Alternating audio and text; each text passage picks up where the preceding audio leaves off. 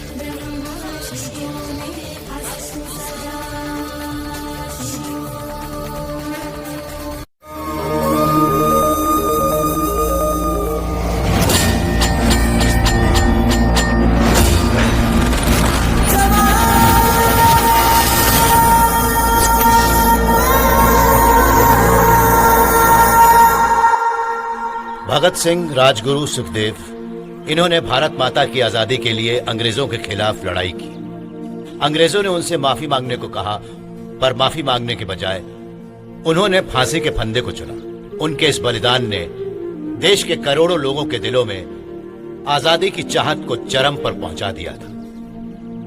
कोई मुझे बताएगा कि भगत सिंह क्यों महान थे? मैं बताऊं पापा? मैंने तुम्हें यहाँ पापा कह के बुलाने के लिए मना किया था ना? मैं बताऊं सर?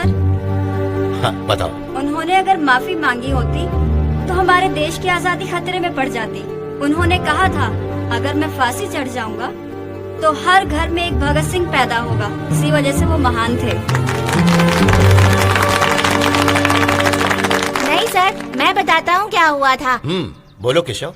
पार्लियामेंट में घुसकर बम फोड़ने की हिम्मत कौन कर सकता है? इसलिए भगत सिंह महान इंसान थे। ऐसा नहीं था केशव, वो बम किसी को मारने के लिए नहीं था, बल्कि अपनी तरफ ध्यान खींचने का तरीका था। नहीं सर, बम लोगों को मारने के लिए ही था।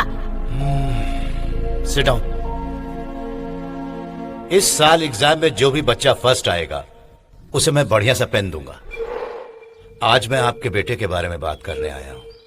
मुझे लगता है कि वो गलत रास्ते पर जा रहा है, वो हिंसा की तरफ अट्रैक्ट हो रहा है। आप जरा इस बात का ध्यान रखिएगा।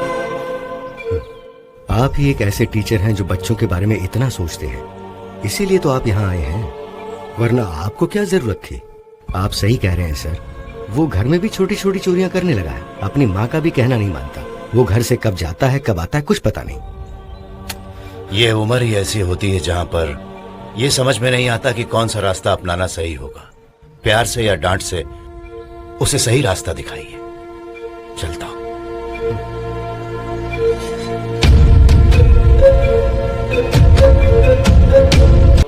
वरना आपको क्या जरूरत थी। आप सही कह रहे हैं सर, वो घर में भी छोटी छोटी चोरियां करने लगा है। अपनी माँ का भी कहना नहीं मानता। वो घर से कब जाता है कब आता है कुछ पता नहीं। ये उम्र ही ऐसी होती है जहाँ पर ये समझ में नहीं आता कि कौन सा रास्ता अपनाना सही होगा।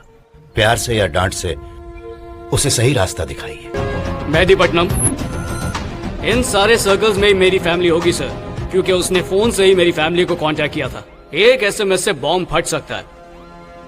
खुद को बॉम्ब से बचाने के लिए वो सिटी के बाहर रहेगा या इस एरिया के सेंटर में रहेगा, क्योंकि ऑक्टोपस को सिटी से बाहर ले जाने में बहुत खतरा है। तो मेरे हिसाब से अगर वो बचना चाहता है तो वो सिटी के सेंटर में रहेगा।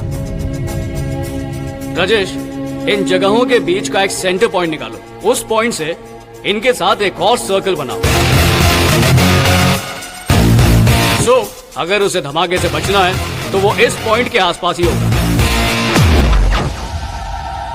अगर पुलिस वहां गई तो एक एसएमएस से शहर में धमाके होंगे। माय गॉड, उसके एक एसएमएस से पूरा शहर बर्बाद हो जाएगा क्या? वही तो रोकना है। बॉम्ब फोड़ने के लिए एसएमएस जरूरी है। एसएमएस रोकने के लिए इस पूरे एरिया का मोबाइल नेटवर्क डाउन करना होगा सर। नेटवर्क बंद करने के लिए हाई लेवल परमिशन चाहिए। सर्विस प्रोवाइडर्स को एक्सप्लेन करना पड़ेगा। ये सब करने में 3 घंटे लग जाएंगे। सर्विस प्रोवाइडर्स के यहाँ से स्विच ऑफ तो करना है सर। सर मेरे पास एक आइडिया है। राजेश, हमारे यहाँ पर कितने सर्विस प्रोवाइडर्स हैं? एयरटेल, BSNL, जियो, आइडिया, तकरीबन 10 होंगे। अच्छा ठीक है, वहाँ के छोटे तबके से लेकर टॉप तक के जितने भी हमारे जवान वहाँ काम करते हैं उन सबको कांटेक्ट करो। उनके नंबर्स का एक व्हाट्सएप ग्रुप बनाओ। मैसेज भेजो के पास के सारे सिग्नल्स को बंद कर दिया जाए। इंटरनेट प्रोवाइडर्स जैम होने चाहिए। आसिफ, लेकिन वो जिस एरिया में है उसका नेट बंद नहीं होना चाहिए। किसी भी कीमत पे उसे शक नहीं होना चाहिए। Okay sir. सर, आप सादी वर्दी में बॉम्ब स्क्वाड को इन सर्कल्स में भेजकर मेरी फैमिली मेंबर्स को ढूंढवाइए सर। श्योर। राजेश, सबसे पहले उसको ढूंढो वो कहाँ पर है।